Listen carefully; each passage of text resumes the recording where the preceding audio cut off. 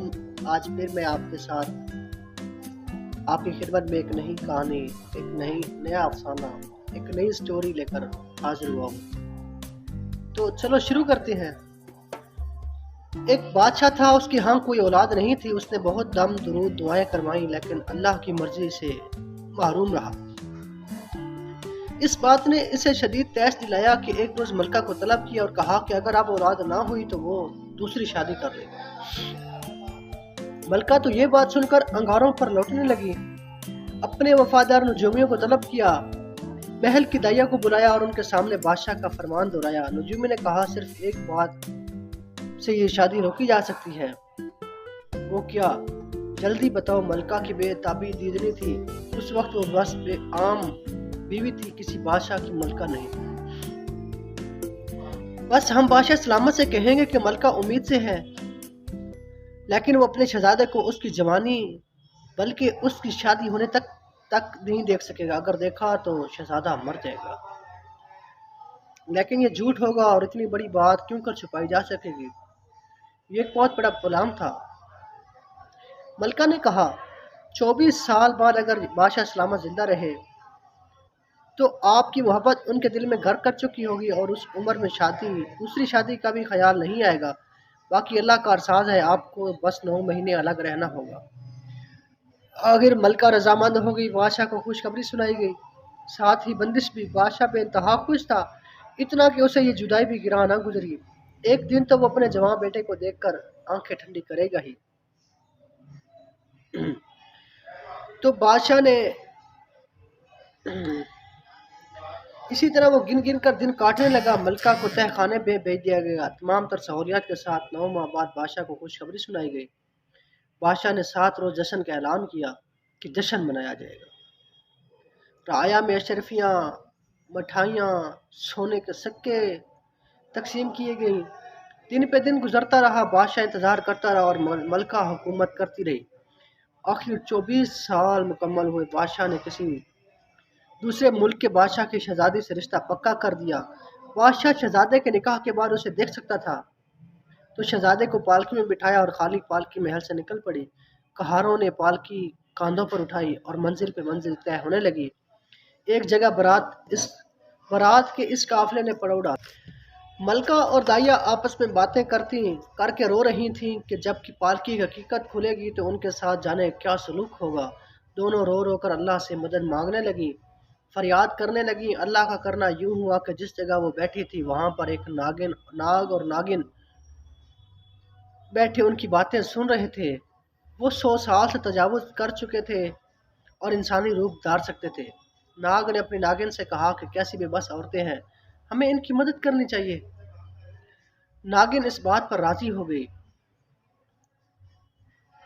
تو ناگ نے کہا جب خطرہ ٹل جائے گا تو میں واپس آؤں گا۔ ناگن نے بات مان لی اور جب دوسرے ملک پہنچے، شادیانوں کی گونج میں اور پالکی کھولی گئی، اس میں سے ایک خوبصورت شہزادہ برآمد ہوا۔ بادشاہ نے جیسے ہی بیٹے کی صورت دیکھی اس سے لپٹ گیا۔ ملکہ اور دائیا حیران پریشان آنسو بہاتے رب کی شکر گزار ہوئی اور ان کے رب نے معجزہ کر دیا تھا اور ان کی مدد کی تھی۔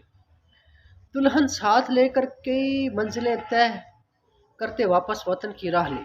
شہزادہ جو اب بادشاہ کا جانشین بھی تھا اس نئی زندگی میں کھو گیا۔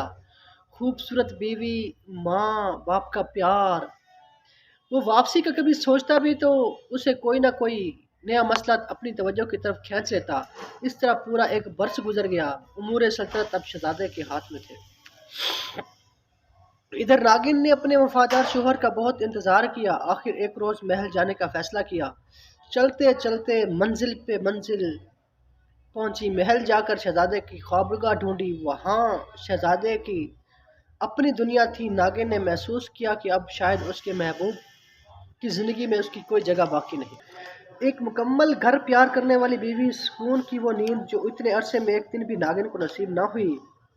اس نے اپنے محبوب شوہر کی بے وفائی برداشت نہ ہوئی اور شہزادی کی چٹیاں چارپائی سے نیچے لٹک رہی تھی۔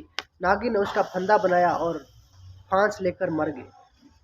صبح اس کی لاش دیکھ کر خادماؤں اور شہزادی نے شور مچایا۔ جب تک شہزادے وہاں پہنچا اس کی پیاری ناگن اپنی جان محبت کے نام پہ گنوا چکی تھی۔ उसे दुख हुआ, अपने हाथों से दफनाया और रोता रहा। अब उसके पास अपनी वापसी का भी कोई जवाब न था, और वो दोनों मियाँ बीवी मिसाली शादीशुदा जिंदगी गुजारने लगे। एक रोज बातों बातों में शहजादी ने शहजादे से पूछा कि आपकी जात क्या है। शहजादे से कोई जवाब न बन पड़ा। शहजादी जिद पर अटक गई और कहने लगी कि मुझे जवाब चाहिए, और उसे बोल चाल तर्क कर दिया। शहजादा कोई जवाब होता तो देता।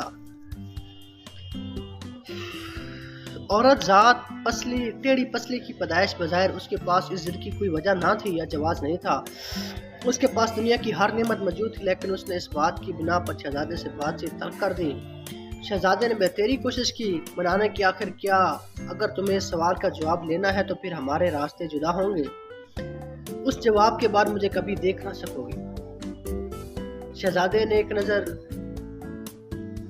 शहजादी अपनी जिद पे कायम रही। शर्त मंजूर हो गई। शहजादे ने एक नजर अपनी प्यारी बीवी को देखा, नम आंखों से सल्तनत देखी, एक निगाह खालिक़े कायनात की तरफ तवज्जो की, रूप बदला और रेंगता हुआ चल दिया। देखते ही देखते नजरों से ओझल हो गया।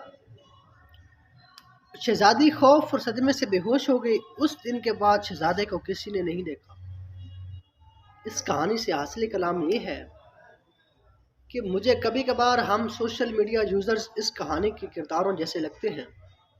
हम लोग किसी और दुनिया से रूप बदल कर यहाँ शहजादे शहजादियाँ हैं, अपनी असल दुनिया को बुलाए हुए हैं रूप बदल कर। लेकिन कोशिश करें कि हमारी वजह से किसी की दिल आज़ारी ना हो, कोई अपना फा लेकर ना मर जाए, और अपनी ज़ात को इतना ना छुपाओ कि बाद में आपको खुद बताने में शर्मिंदगी महसूस हो।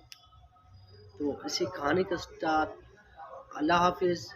हमें दुआ में याद रखिएगा, और हमारे चैनल को लाइक, सब्सक्राइब और बेल आइकन दबाना मत भूलिएगा।